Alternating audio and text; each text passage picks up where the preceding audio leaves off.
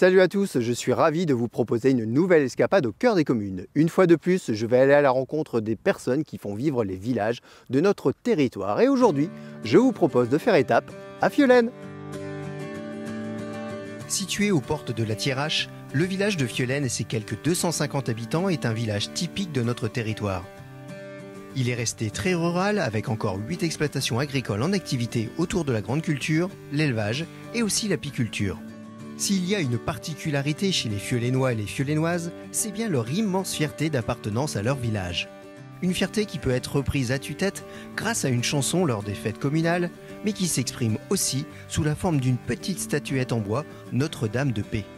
Et c'est Sylvie qui va tout me dire sur cette dernière et surtout la manière insolite dont elle a été découverte. Elle me parlera aussi des activités mises en place par le foyer rural afin de dynamiser la vie du village. Autre originalité présente dans la commune, la production de lentilles et de pois chiches. Jérôme me donnera les raisons de ce pari agricole et me proposera ensuite de déguster ces mêmes lentilles lors d'un repas convivial dans la salle des fêtes. C'est aussi dans ce lieu que se trouve l'ancien bar de Robert. Une façon de préserver le patrimoine du village et l'occasion pour lui de partager avec moi quelques souvenirs de ses nombreuses années passées face à sa clientèle.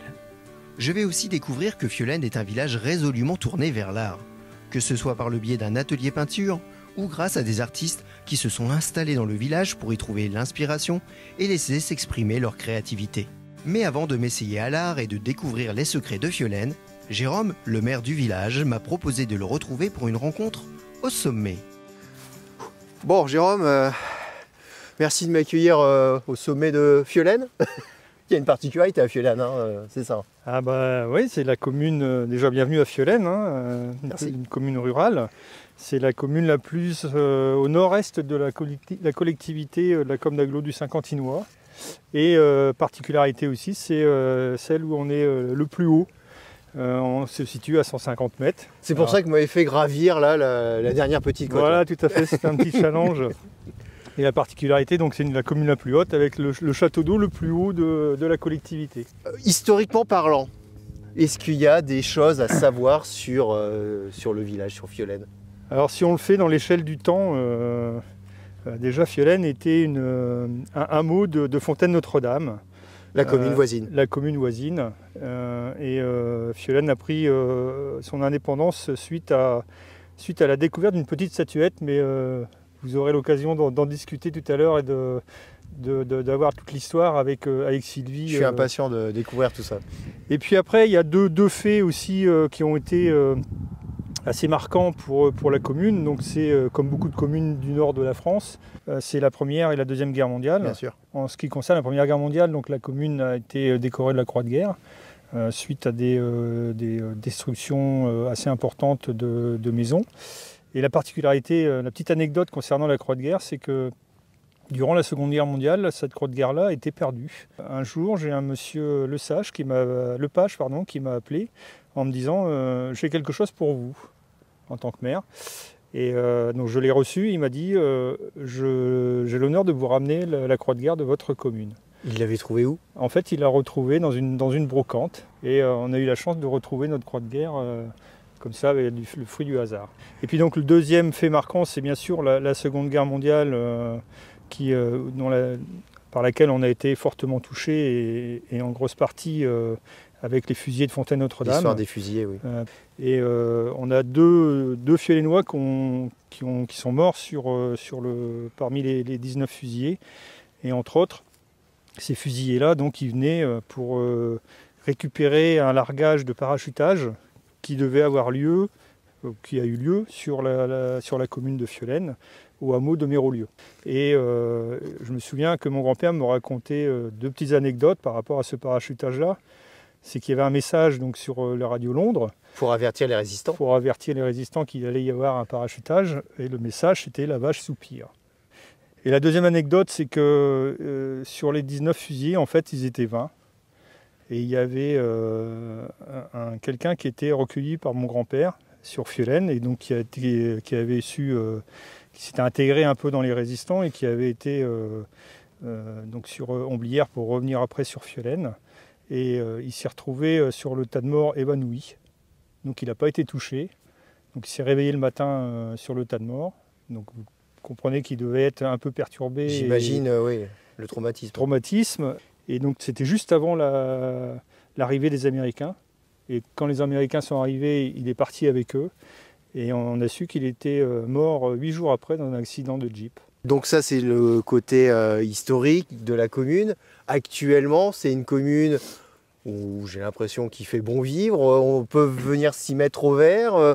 Voilà, si on veut se poser un petit peu à Fiolaine, il y a de quoi y passer un petit temps. Voilà, donc bon, c'est une commune très rurale, hein, comme je vous l'ai dit en introduction.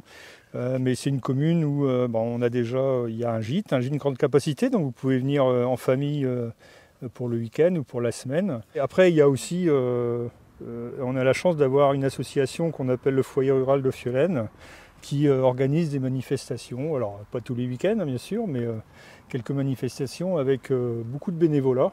Et je crois uniquement du bénévolat. Je crois que je vais aller les rencontrer aussi. Vous allez les rencontrer tout à l'heure également.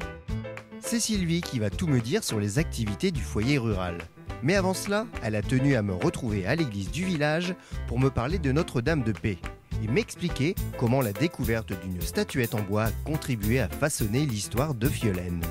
Alors Sylvie, là, merci de m'avoir ouvert les portes de l'église Saint-Nicolas de Fiolaine. Elle est magnifique cette église. Là, on a une voûte céleste, étoilée. C'est quoi cette histoire l'histoire de l'église. L'histoire de l'église, c'est une église qui a été construite en 1864, mais sa particularité, c'est qu'elle a été restaurée par un peintre italien. Et donc, elle était dans ces couleurs-là, mais un peu plus foncées. Hein, d'accord. À l'époque, voilà. C'est lui qui a donné quand même le côté coloré, tout ce côté coloré, lumineux.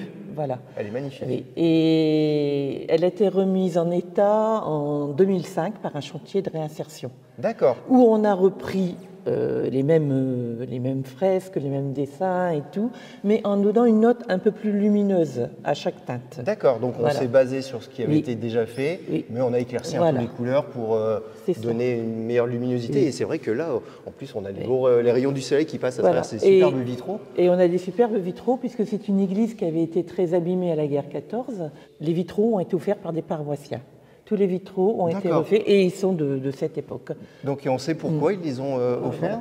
C'est des dons en reconnaissance à des guérisons, à des vœux exaucés, parce que c'est l'église Saint-Nicolas, mais en vérité, nous, ce que l'on fête, c'est Notre-Dame de Paix. D'accord. Voilà. C'est une statue qui a été trouvée en 1659, à qui on attribue des propriétés miraculeuses. Et donc les villageois ont été reconnaissants, lorsqu'ils ont eu des guérisons qui leur semblaient miraculeuses ou des réussites inattendues. Et donc, ils l'attribuent donc à Notre-Dame de Paix. Voilà.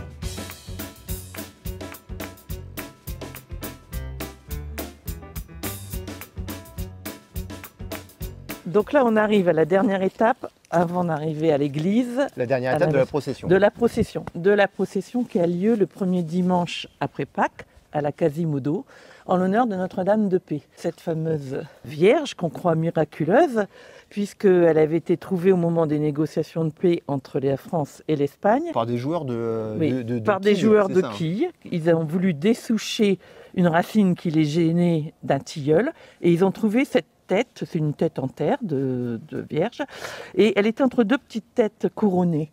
D'où l'idée pour eux, c'était le symbole que les négociations de paix entre la France et l'Espagne allaient aboutir. Entre les deux royaumes. Voilà. Entre les deux royaumes, on allait avoir enfin la paix.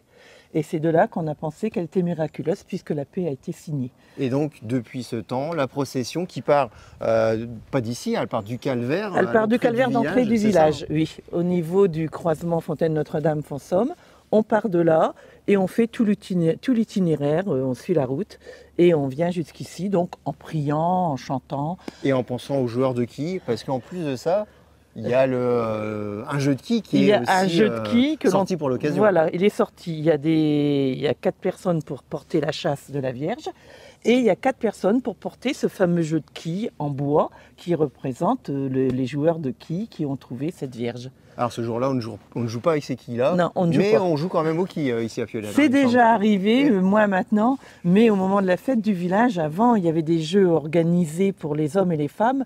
Les hommes jouaient à la bourrelette ou à l'écu, et les femmes jouaient aux quilles. Donc ce qui veut dire qu'on ne pourra pas jouer aux quilles ensemble. Ah, je suis déçu, je suis déçu. On ne pourra pas. J'abandonne Sylvie quelques instants pour retrouver Jérôme et revenir sur cette histoire de pois chiches et de lentilles qui m'intrigue. Production peu courante sur notre territoire, j'ai bien envie d'en savoir plus non seulement sur ces légumineuses, mais aussi et surtout sur le pourquoi de ce pari agricole. Bon, alors, c'est ici que ça se passe. Hein. Voilà, c'est le conditionnement, la phase finale pour la commercialisation des lentilles et pois chiches. Donc lentilles noires pour récolte 2022, lentilles vertes et pois chiches. Alors, donc là, vous avez les conditionnements. J'allais dire, les gros sacs, là, c'est le stockage, quoi. C'est le stockage des produits finis. Donc c'est des stockages hermétiques à l'abri de l'air. On fait des vides d'air et comme ça, il n'y a pas d'échange avec l'atmosphère, il n'y a pas d'évolution du produit. Moi, j'ai quand même une question là, qui me vient à l'esprit, c'est comment on passe de la grande culture, enfin, vous êtes toujours dans la grande culture, mais comment on tente le pari de la lentille et du pois chiche? Ouais, c'est vous qui le dites, c'est un pari, et c'est vraiment le bon terme. L'idée, c'est qu'en fait, j'ai un enfant qui va arriver sur l'exploitation assez rapidement, et donc c'était pour lui trouver une activité, un débouché, une diversification sur l'exploitation. Et puis c'est aussi suite à la Covid, avec la prise de conscience des Français pour les circuits courts, pour essayer d'aller au commerce de proximité. C'est un nouveau métier. J'allais dire, il faut apprendre de nouvelles choses. Ben voilà, il y a la production en tant que telle, donc ça, on sait faire. Après, vous avez la commercialisation, donc c'est le site internet, c'est le démarchage auprès des revendeurs pour écouler nos lentilles et nos pois chiches. Donc voilà, c'est des nouveaux métiers, c'est le packaging, c'est l'ensachage.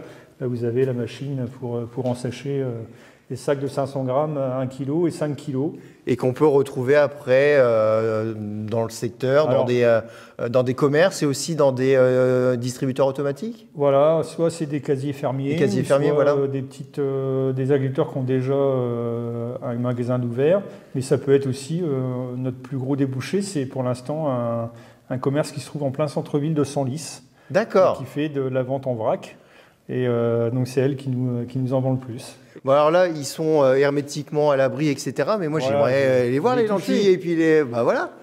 Là, par exemple, vous allez avoir de la lentille. Donc c'est la lentille verte. Ça, c'est la lentille verte, voilà. Et elle date de... Celle-là, c'est encore de la récolte 2020. Ah oui. Ça se termine. Elle se conserve super bien. Ah oui, bah, c'est des produits secs, il n'y a aucun problème. Bon, en tout cas, moi, ça me donne faim. Hein. Vous allez pouvoir en goûter. Alors là, moi, faut pas me le dire deux fois, ça, hein, Jérôme. Le temps que les lentilles partent à la cuisson et avant dégustation, je me rends à la salle des fêtes du village pour y retrouver Robert. C'est derrière son bar, transféré de son ancien commerce, qu'il m'attend pour partager avec moi une partie de ses nombreux souvenirs. Robert, quelque part, ici, je me retrouve un petit peu dans votre ancien café. Oui. Vous avez tenu pendant de nombreuses années 59 à 99. un commerce ici. Est-ce que vous pouvez me parler un petit peu de comment ça a commencé, comment vous êtes arrivé ici? C'est même vos parents, quoi.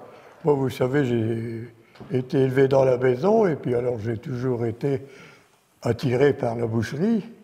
Forcément, à 14 ans, on quittait l'école. Et il fallait travailler. Hein. Donc vos parents étaient bouchers? Oui, mes parents tenaient déjà... Alors moi, je suis né au café. Hein. Je ne suis pas né à l'ancienne boucherie du village. Hein. Et donc ce café, c'est forcément une partie de votre vie, c'est une partie du village de Fiolaine? C'est ma vie. Hein. Figurez-vous qu'arrivé à un âge comme j'ai aujourd'hui, je n'ai connu que Fiolaine. Tout en ayant beaucoup voyagé, malgré tout. Hein. Mais vous êtes resté attaché à Fiolaine. J'y suis très attaché. C'est vos racines? Très, très attaché. Et donc, cette histoire de café, j'imagine que ça évolue avec le temps, j'imagine que vous avez connu différentes... Oui, c'est-à-dire que, vous savez, il fallait se mettre aux normes, il fallait essayer de maintenir aussi les rênes, parce que on commençait à avoir la pluie des supermarchés qui nous tracassait un peu. Hein. Ouais, j'imagine. Alors, en ce moment-là, j'ai décidé... J'ai eu la chance d'abord que cette maison était en location et de pouvoir l'acheter. Donc vous étiez après chez vous? Voilà. j'étais chez moi et c'est de là que j'ai fait construire en double ma salle de restaurant. Donc la salle de restaurant... Où il s'est passé des banquets j'imagine sensationnels. il doit y avoir plein de souvenirs. Hein. Oui, il y en a énormément. Mais enfin, même aujourd'hui, j'en ai, je ne pourrais même pas citer parce qu'il faut respecter les clients qu'on a eus. Hein. Bien évidemment, on n'ira pas rentrer. Voilà. Et le lendemain, vous ouvrez pour les clients du bar, c'est ça? Ah oui, oui, oui. Mais quelle énergie, Robert. Moi, j'ai vu passer une nuit complète et puis remettre à banquer le lendemain matin dans la salle. Hein. Et ça pendant combien d'années? Eh ben, de 59 à 99. Voilà. Il y a aussi une autre petite particularité, vous me l'avez dit. Oui. Vous avez été le premier ici à Fiolaine à avoir baby-foot Ah oui, oui, oui. et billard. Ah oui, oui, oui, oui. Ça, j'y tenais à mes appareils de jeu. Et ça attirait du monde? Ça attirait les jeunes? Ça attirait... Beaucoup de jeunes. Ouais. Beaucoup, beaucoup. Si, il n'y en avait pas partout. Au point que il a été un moment où j'en avais 8 ou 10. C'était moi qui les mettais dans les cafés aux alentours. D'accord, vous aviez une gestion de billard. Oui, Fontaine-du-Tertre, Essigny-le-Petit, Montigny. Vous ne vous arrêtiez jamais en fait. Vous aviez des vacances? J'ai pris mes premières vacances qui se sont faites en 68, je crois. Ah oui, d'accord. Donc on a C'était la repris en première 59, premières Oui, vacances 10 ans plus oui. tard. Et encore, c'était des vacances qu'une de mes tantes m'avait offert si je revenais sain et sauf d'Algérie. Et donc la commune ici a tenu à quelque part à vous rendre un petit peu hommage et rendre hommage à votre établissement parce que là où on se trouve, dans la salle des fêtes, Oui, ce bar, oui, oui. c'est votre bar. Oh, il est plaisant, il est joli. Hein. Il était rouge. D'accord. Le Formica, je crois que c'est quelqu'un de la commune. Oui, ils se sont chargés de leur bouquin un petit peu. Qui l'a refait, c'est neuf, ça, c'est ça. Bon, je ne sais pas si la pompe à bière elle est amorcée, mais sinon on aurait bien pris un petit verre ensemble. Hein. On aurait pu continuer la discussion encore très longtemps, j'imagine. Oui, c'est juste. Il est temps maintenant de passer à table pour un traditionnel saucisse lentille. Parmi les convives venus se régaler, il y a Gérard. Et avec lui, je vais découvrir la chanson Chute Fiolaine. Bon, franchement, je me régale. Jérôme, les lentilles, moi je les valide à 200%. Je suis ravi que ça te fasse plaisir et Non, franchement, que tu puisses apprécier les cultures de Fiolaine. eh ben, ça donne vraiment envie de passer du temps avec vous. En plus de ça, vous avez convié du monde à table. Donc, non, c'est vraiment très agréable. Et je pense aussi que vous m'avez préparé une petite surprise parce que j'ai ouï dire qu'ici, à Fiolaine, on avait une autre particularité au niveau de la chanson, c'est ça? Oui, effectivement, on a une petite chanson qui vient de pendant la guerre, qui avait été concoctée par deux Fiolennois. Et donc c'est une chanson qui trace un peu les différents lieux de Fiolaine, l'activité qu'il pouvait avoir sur Fiolaine, et pas en patois, mais en fiolennois. Mais on a Gérard donc, qui va pouvoir nous chantonner notre chanson de Fiolaine.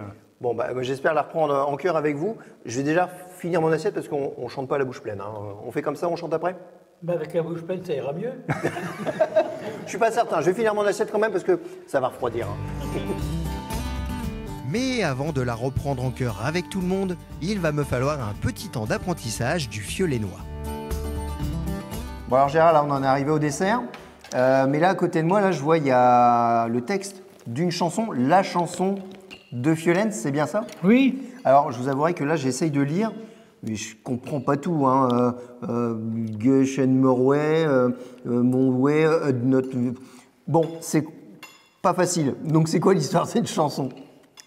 Eh bien ça veut dire Fiolaine, pied à Fonsomme. Quand Fiolaine est allongée, ses pieds sont à Fonsomme.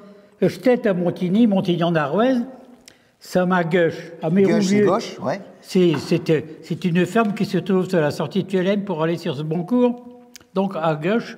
Et à droite. À droite, c'est Pont-Moinet, c'est une ferme qui se trouve aussi dans les champs, qui se trouve vraiment à la droite de la personne.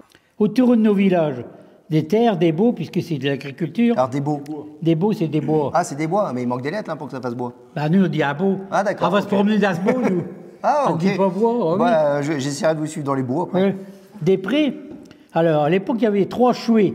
Moi, j'en ai connu qu'un, celui que nous avons actuellement. Alors, un chouet, c'est une mare. Une mare, en étant d'accord. dans le village. À Catio-Dio. C'est celui qui est entre Fiolaine et Fontaine-Notre-Dame. Dieu, un château d'eau. À Château d'eau. Je commence à comprendre. Voilà. Ça y est. Cette chanson-là, vous la connaissez bien, mais elle date de quand qu'il l'a écrit René Dupont, c'est lui qui l'a interprété. Il avait toujours un bourgeron bleu et puis un pantalon bleu. Et à chaque fois qu'il y avait une fête à Fiolaine, il chantait « Je suis de Fiolaine, je suis de Fiolaine ». Et puis des fois, il oubliait un morceau, ça m'a dit « Tu n'as oublié le moitié. Quoi que c'est que j'ai oublié. Et de quoi qu'il disait. Il parlait vraiment Bah, comme oui, ça. oui, Il oui, avait oui. tout le temps l'accent. Ah oui, tu n'as oublié le moitié. Et de quoi que j'ai oublié, de quoi que j'ai oublié. Alors, on le reprenait. Ça faisait marrer les gens. Et c'est lui qui vous l'a appris? Ah, moi, j'ai appris en chantant. Cette chanson, maintenant, c'est vous qui oui. qui transmettez un petit peu Oui. aux autres? Puisque monsieur le maire, il veut que je le chante. D'accord. Il s'est déjà entraîné, il dit qu'il ne saurait pas le faire. Je Bon, pense Robert, il pourrait le faire. Hein. Je pense que si on s'y met tous, on peut y arriver. Je suis de Fiolaine, je suis de Fiolaine, je suis de Fiolaine. Fiolaine, c'est ma village. Tous ces gens, ils savent t'es bien. Tu ne sois pas dans un pays de sauvages. Aussi tous mes hommes, disons tout dit. Vive Fiolaine, ma village.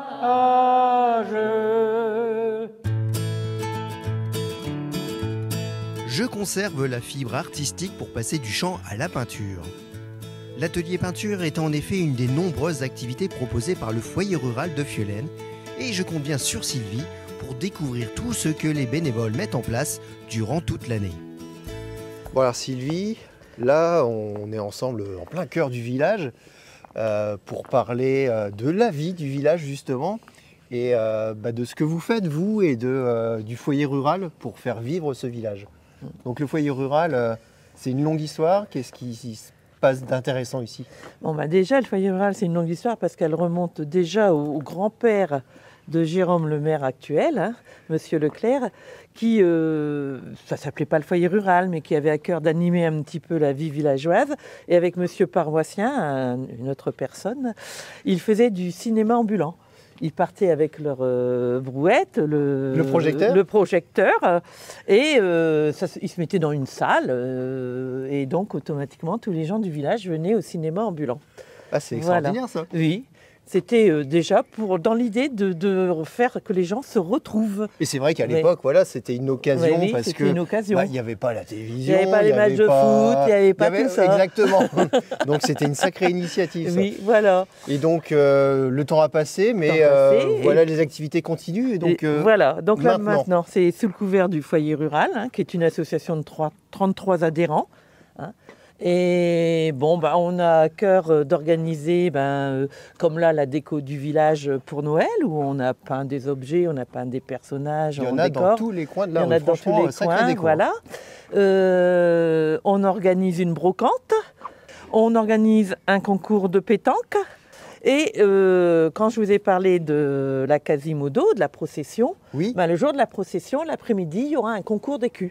D'accord. Voilà. Et donc vous n'êtes pas originaire de Fiolaine, néanmoins, vous êtes totalement investi dans ces activités. Qu'est-ce qui vous a donné envie, justement, de prendre part comme ça?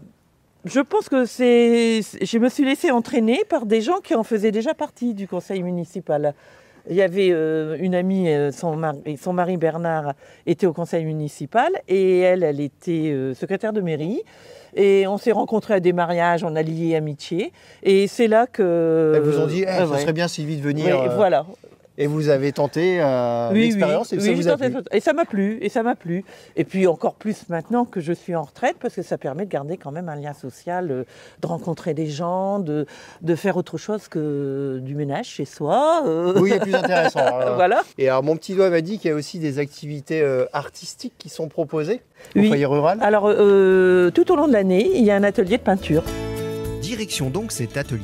Je pourrais même dire ce double atelier, car non seulement il y a des artistes en herbe qui prennent plaisir à se retrouver autour des toiles et des pinceaux, mais aussi parce que 2 artistes ont élu résidence dans la commune pour laisser libre cours à leur créativité.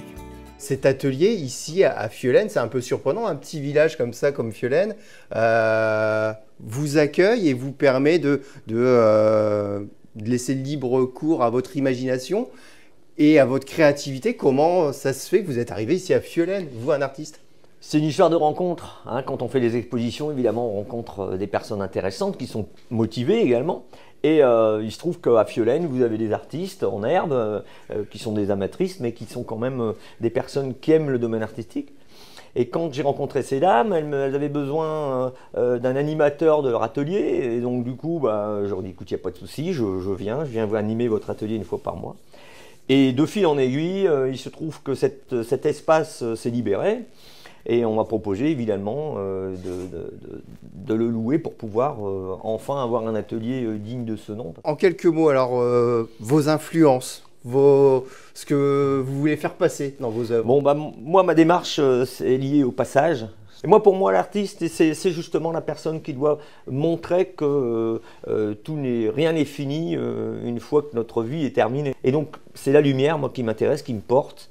Et c'est extraordinaire dans la peinture parce qu'on arrive à générer de la lumière par de la matière, par quelque chose de dense et de mat. Et ça m'a toujours fasciné. Alors sur celui-ci, il y a une influence et une histoire un petit peu particulière, il me semble, Richard, parce que c'est votre première œuvre. C'est ma première. J'avais 19 ans. À l'époque, j'aimais bien Jérôme Bosch, j'aimais bien Bruegel. Bon, voilà, j'ai commencé par ces influences-là. Et donc, oui, elle a une valeur particulière, sentimentale même, puisque c'est quand même pour moi la première. Vous me disiez que pour un artiste, généralement, plus on vieillit, plus on est pur.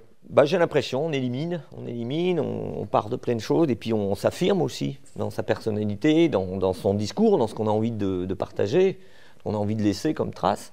Et donc oui, je pense qu'on arrive à une épuration. On supprime le superflu. Voilà, on essaye d'aller à l'essentiel, mais on cherche. Voilà, c'est un chercheur, un artiste est un chercheur. Un artiste est un chercheur, ouais. Et un chercheur aussi d'autres artistes parce que alors, oui, non, je ne suis pas tout seul.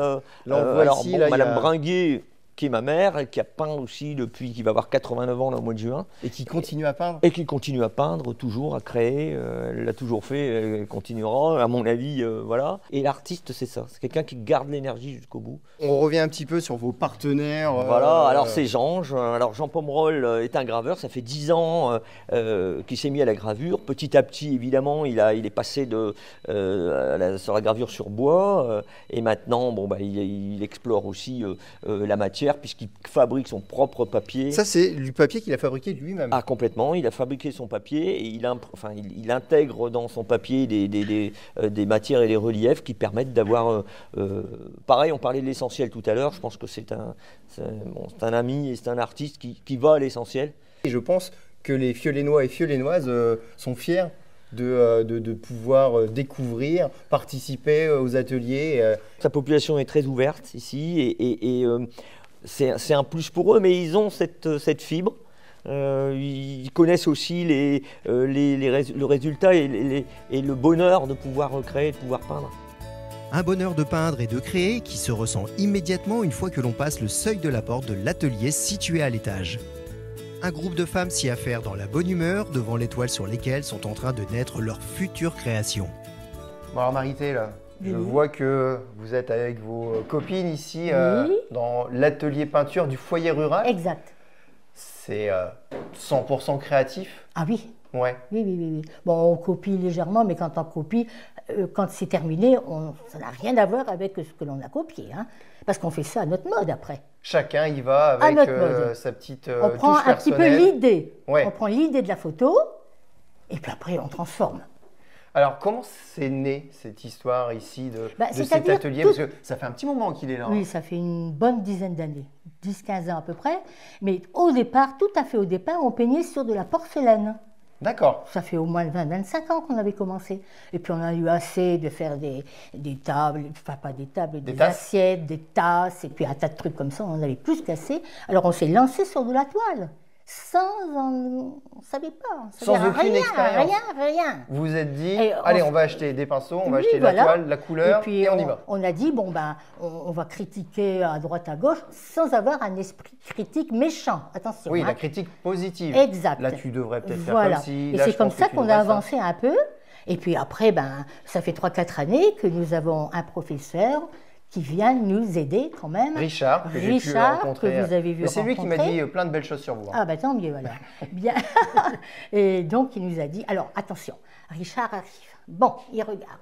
Il est charmant dans son sens, parce qu'il commence déjà à nous dire, là c'est bien, oh, là c'est moche, là c'est moche. Alors il y a trois choses de bien, et puis au moins une dizaine de moches.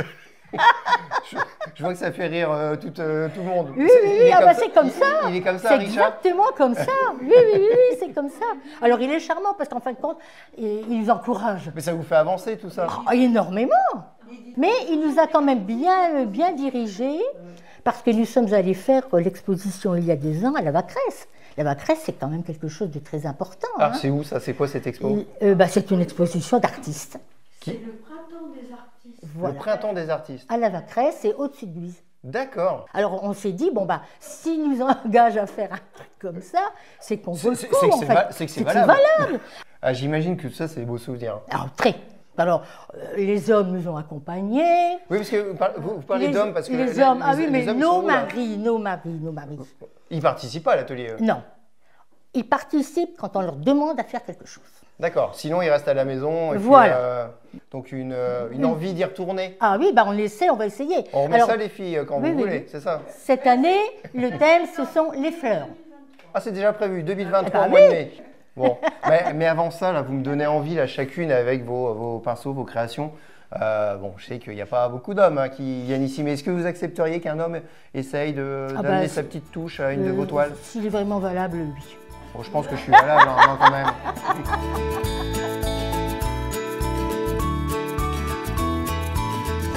Voilà, blanc sur blanc, Rosa, c'est ça? Oui. Alors, sans dépasser. Surtout, parce que là, il y a combien de temps de travail déjà? 2 semaines. 2 semaines. Et il reste autant. À peu près autant. Bon, alors je vais être soigneux quand même pour ne pas abîmer votre travail. Bon, en tout cas, mesdames, j'ai passé un agréable moment en votre compagnie. J'ai passé un agréable moment tout simplement ici à Fiolaine, un charmant petit village de notre agglomération.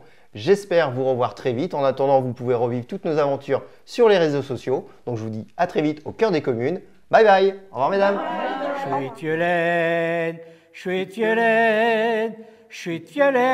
Fiolaine c'est ma village. Tous ces gens, ils savent très bien. Tu ne sommes pas dans un pays de sauvages, aussi tous mes amis, disons tout dit. Vive Fiolaine, ma village.